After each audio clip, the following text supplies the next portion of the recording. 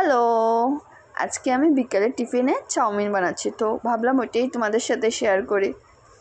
তো ফার্স্টে আমি পেঁয়াজ, ফ্রেশ বিন, গাজর, ফুলকপি সুন্দর করে ছোটো ছোটো করে কেটে নিয়েছি।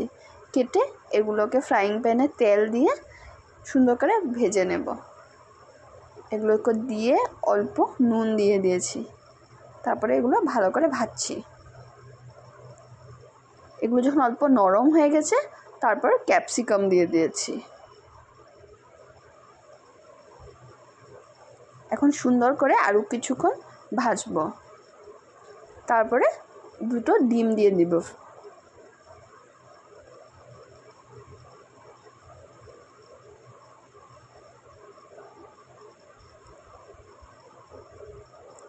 এখন chilli sauce, soya sauce, tomato sauce এসব দিয়ে ভালো করে এগুলো সবজিগুলোকে ভালো করে ভেজে নেব আরও।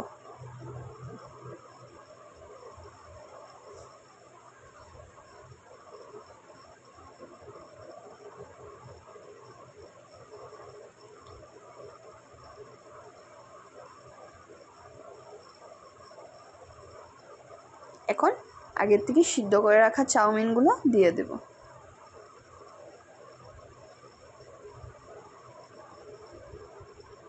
এখন চাউমিনগুলোকে সুন্দর করে মিশিয়ে নেব সস ভেজিসগুলোর সাথে। তারপরে আমি এটাকে সার্ভ করে নেব ভালো করে। দেখো তোমাদের কেমন লাগলো আমার সিম্পল চাউমিন বানানোটা। ভালো লাগলে একটা লাইক কমেন্ট করে দেবে। Thank you for watching.